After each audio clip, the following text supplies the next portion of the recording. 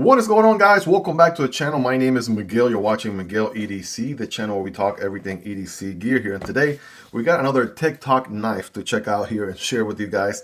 It is Summit Gear back again. We recently checked out this model here from them. This one is, again, they don't really do a really good job with different model names. It's just a Summit Gear knife with the Joseph's Tunic G10 scales going on here. So we did an unboxing on this one. You all really seem to love it, and we're going to check out another model from them here today. We'll come back to this guy and do some size comparisons here in a moment, but without further ado, we got the magnetic case going on here. We got some paperwork and whatnot. There you go if you want to take a look. Liner lock superior folding knife. That's right, not an inferior but a superior folding knife. We got good old silica gel, and then we got the knife. So that's a very straightforward packaging right there. And without further ado, let's get in here, see what this bad boy is all about. Again, I really wish they had kind of, more specific models to know them by, but it's a Summit Gear knife and not necessarily a model name to go by. But again, I'll have these all linked down below if you guys want to check out prices, availability, and variants. But we have the tan G10 going on this one. What's interesting here is not just the boring G10, it's actually milled G10. So we got two parallel lines going on there with some additional diagonal milling on both sides, both edges there looking good. A big old lanyard solution right there. Your back spacer got you covered with that big old lanyard hole right there. So if you're a lanyard person, rejoice, today is your day. Exposed liner construction here, T6 hardware I'm looking at here all throughout. TA on the pivot only, captive pivot though, so that's a plus. And what's interesting I'm noticing too is the pocket clip only has the one screw. So maybe the way it stays in place is because it's actually, there's a cutout on the G10 for the pocket clip itself. So they only decided to do one screw. Right? I mean, these are very affordable, by the way. So that's probably why you see, some things, maybe they're trying to give the best value for the money and maybe cut some corners here and there. Not a ton of branding going on the actual pocket clip, which is nice. A straightforward, I'm sure, stainless steel pocket clip, right? So there you go. And then let's go ahead and get this thing deployed. It looks like we have a front flipper, very similar to the Devo and Blade Bench model that we checked out here in the channel recently. Then we have an opening hole here, pill-shaped hole. So without further ado, let's get to it here. I will fail the first time because why not? There it is. Not the second time though. Not the second time. So that was one snappy open right there. I'm gonna give her a nice little wipe here. Got some oils and stuff on the blade. I want you guys to take a closer look here at this blade. Man, for starters, I'll tell you what, this geometry right here definitely speaks to me quite a bit. This is my kind of geometry right here. Sheepsfoot, call it reverse tanto, whatever makes you sleep better at night. Whatever you want to call it, this is one tight looking geometry there for sure. I think what really makes it look even nicer, well, we do have a flat grind here. That fuller, all the way from the pill-shaped hole all the way to the front right there. That's looking nice. And then we have the jimping. Well, there's two types of jimping. There's the fine jimping over here, and then there's more. This is more of an aesthetic type of jimping, I would say. So that one kind of gives her a nice little look. Not necessarily the grippiest, just kind of like a wavy, very spread out, not very aggressive jimping going on there. But yeah, bam, boom. There's your Sheepsfoot geometry. Summit logo could be a little bit smaller. I said that with the other knife, and I'm pretty sure this is D2. Future me double check just to make sure, but I'm pretty sure the steel on this one is D2. So it is a liner lock. So let's check out the lock up there. So looking like what, 30% or so, more or less. Let's check out the axis. Pretty, I want to say not any additional axis from the show side, but it's actually cut out here. That does give you additional access to the hole whenever you want to deploy, so we'll test that out. But I want to say, yeah, this one's a more of a push it down into the left. It's actually, surprisingly, by comparison, quite a bit more comfortable to do than on the other Summit Gear knife that we checked out here. If you saw that unboxing video, then you know what I'm talking about. But yeah, very nice and easy to disengage, and then, oh man, it's drop shotty on top of things. So if this wasn't enough, it is. Oh man, I overdid it right there. So let's see. Wow, yeah, drop shotty on ball bearings, of course. I want to say that front flipper though, it's a kind of, yeah, you could do reach around. It's nice and fine jimped, and bam, very easy to do.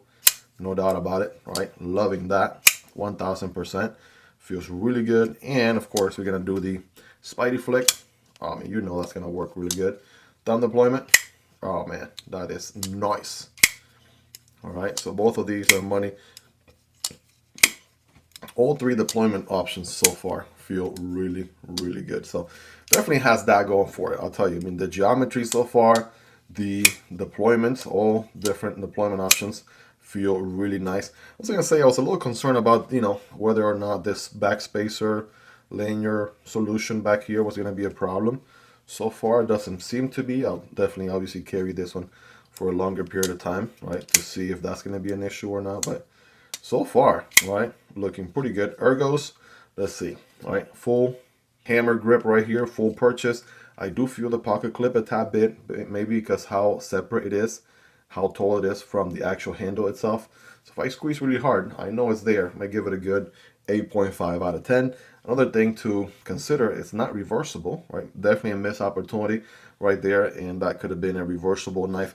Oftentimes when I see companies putting out knives out there and they still got T6 and they don't do things like, you know, a reversible pocket clip, let alone one screw for the pocket clip and stuff like that, I'm like, listen, they're probably already, you know, they're probably starting, you know, I'm not gonna go down on them too hard, but by now I think most knife makers, companies that are really into the EDC community, right, they know what it takes to make a good knife that everybody will love. A lot of people have been saying in the comments, you know, like that knife YouTubers, this is a whole different topic I might even do in a different video, but, you know, knife YouTubers always say the good stuff about knives. They don't really complain or nitpick about knives. Listen, a lot of times we get good gear in. Like, it's 2025.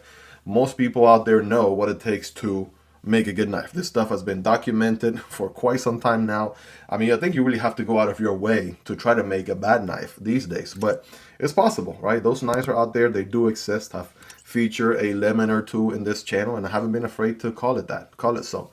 And, you know, that's kind of what you got going on with certain knives. Of course, these are going to be super, super budget. So some things like T6 versus T8, you may bat an eye. Non-reversible pocket clip, you know, obviously if you're a lefty, you're going to take issue with that. If you're a righty, it's not going to be an issue for you. So, you know, you still got stuff like that to look out for. And I'm not saying the knife is perfect in every way. There's always opportunity for improvement. But what you get out of the box, right, is pretty decent. Now, the forward choke position right here, this is where it's at. Love that forward choke grip right there, right? That feels nice and at home. And obviously it would accommodate bigger hands. If you have big old bear paws, much bigger than mine, then you should be okay. Now, this jimping is not the most functional, not the most, you know, the grippiest, but I guess, you know, you definitely can put your thumb there and it would add some sort of grip as compared to it being flat or no jimping at all. So definitely has that going. Let's do some size comparisons here just to give you a ballpark. Starting with the MSI Bros, we got the Stitch right there from Microtech. Obviously, that's a much larger knife. Recently, with a brand new outfit here from Lex Customs, we have the MSI with some Lex Customs titanium scales, right? Check out that video if you haven't already.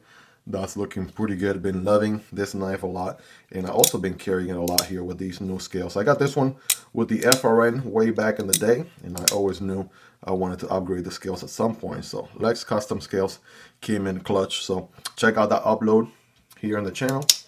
Here's the PM2, right, and Para 3. So again, this one's probably going to be a little bit closer to the Para 3, although it's just a tad bit shorter, as you can see. Here's the Demko AD 20.5. It's a little bit larger, right, not by much. Here's the Kunwu Chad, definitely larger by quite a bit. Here's the Civivi Vision FG, again, very highly recommendable budget EDC knife. Here is the Kizer Militaw. It's looking pretty good right there. Again, all these are going to be slightly larger EDC knives, no doubt. Again, just trying to give you a ballpark. Hopefully you own some of these knives. And these are all highly recommendable and linked down below if you do want to check out prices, availability, and variants. Last but not least, the CJRB Pyrite light and the Vosteed Porcupine. So check these out. Again, highly recommendable. All right, give you a ballpark idea, more or less. But let's see what this thing is capable of. Let's go ahead and get scientific with it here. Again, future me.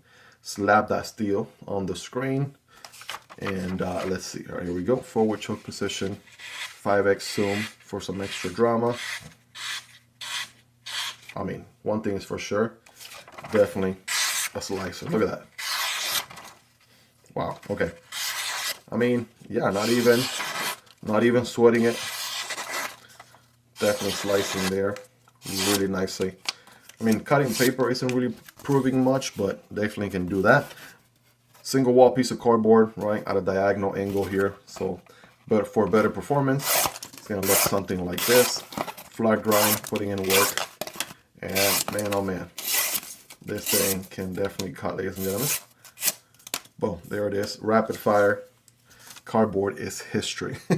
So let me know your thoughts on this one, right? How sharp is it on a scale from 1 through 10? Rate that factory edge from your perspective, and you all let me know. Let me give you all some quick rapid fire measurements, right? So you have that as well. We have 7 inches, right, on the overall length. So think like Kershaw leak. Think like the Civivi Elementum, for example. Those are all 7 inches. 3 inches on the cutting path, and then we have 3 inches on the blade. And I'm sure the handle is somewhere around 4 inches. There you go. 4 inches on the handle as well. Some quick measurements again, rapid fire. We have thickness on the blade there at 0.10. It's a little bit slicier than the 0.12 average in the channel, and at 0.51 girth on the handle there. 0.5 is the average in the channel. So again, you know, pretty decent, right? Very impressive knife here from Summit Gear. Again, a brand new company.